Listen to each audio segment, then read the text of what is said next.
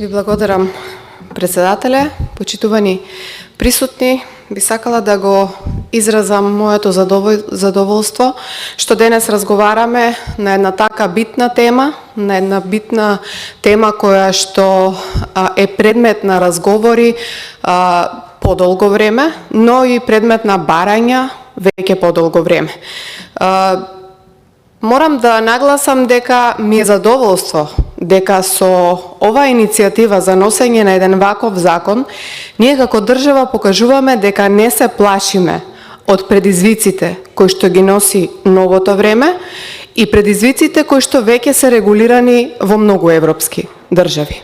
Јас сум свесна дека ова за нашите институции ќе представува во почетокот можеби голема работа, се додека не се воспостават вистинските норми за тоа како треба да профункционира овој систем на вработување, на работно ангажирање на лицата, но знам дека со текот на времето ќе ги увидиме сите недостатоци и можеби понатаму ќе продолжиме да работиме на истиот. Јас би сакала да нагласам дека можеби називот на законот, Закон за работно ангажирање на лица, кај многу граѓани ќе створи одредени заблуди. Меѓутоа, ова е закон кој што ќе овозможи да се вработат и оние кои што досега немаа можност да се вработат. На кого мислиме?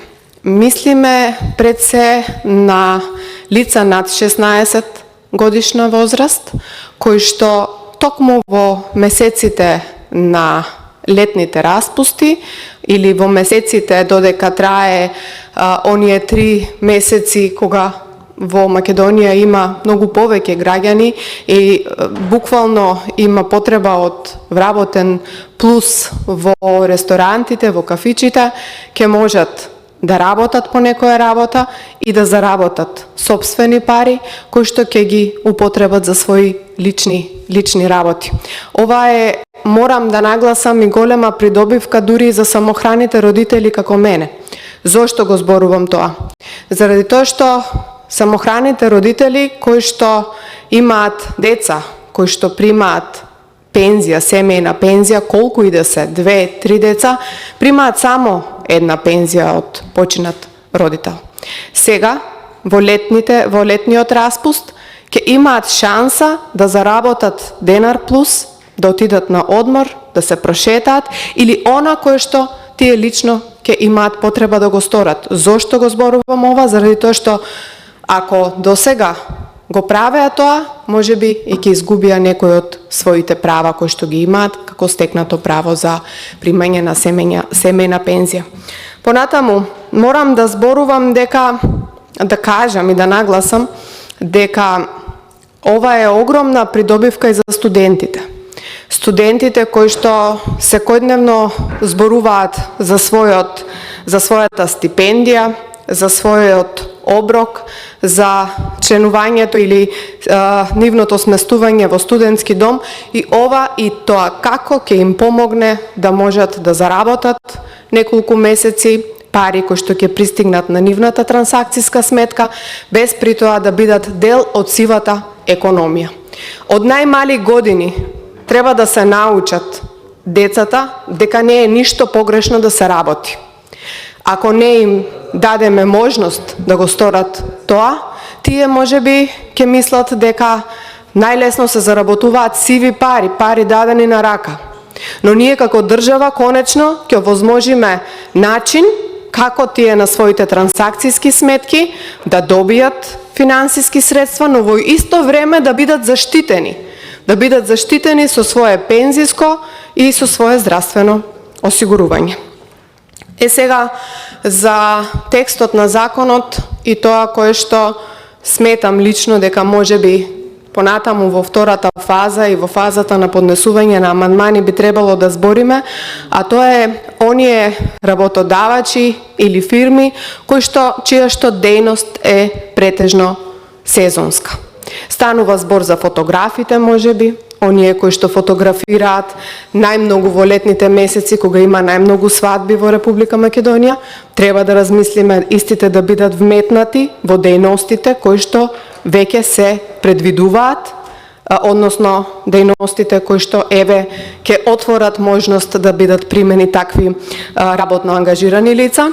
Понатаму би зборала за цвеќарите или оние кои што работат со аранжирање на и подготвување на некакви веселби, кои што во секојдневна комуникација и соработка се со ресторантите и со кафичите. Меѓутоа, и најмногу работа имаат во летните месеци, меѓутоа еве со ова предлог на законско решение засега не се опфатени. Но се надевам дека во понатамошната постапка преку разговори ние ќе добиеме шанса можеби да бидат вработени, односно да се отвори можност да бидат ангажирани и токму таму лица кои што ќе бидат ангажирани преку овој закон.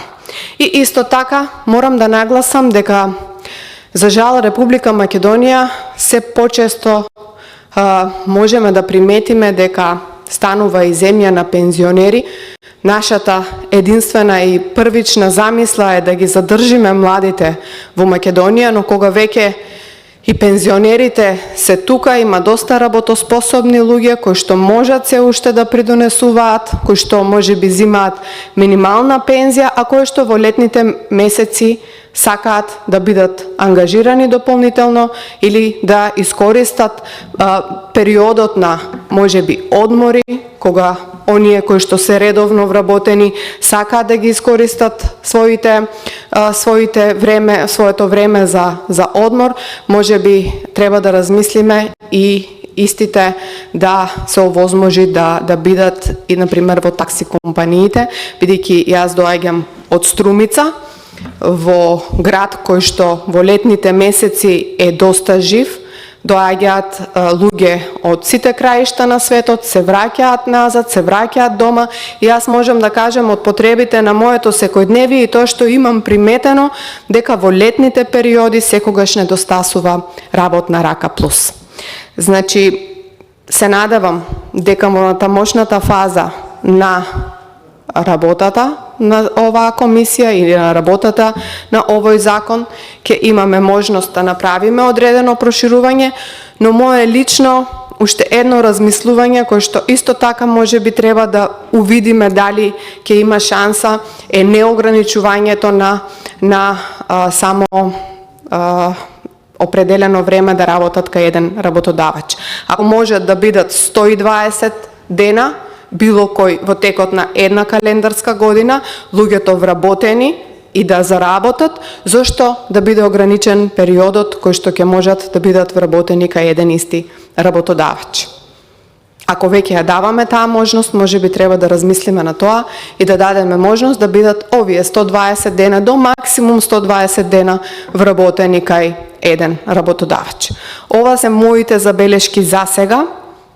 Она кое што го добив како сугестии од страна на засегнати луѓе кои што беа заинтересирани за овој закон, но во исто време и радосни дека конечно се отвара таква можност. Верувам дека граѓаните со задоволство очекуваат да влезе таков закон во сила. Се надевам дека ќе ги инкорпорираме сите забелешки од институциите и дека ќе направиме еден закон на кој што ќе можеме да бидеме сите горди. Ви благодарам. Ви благодарам и на вас, бидејќи никој повеќе не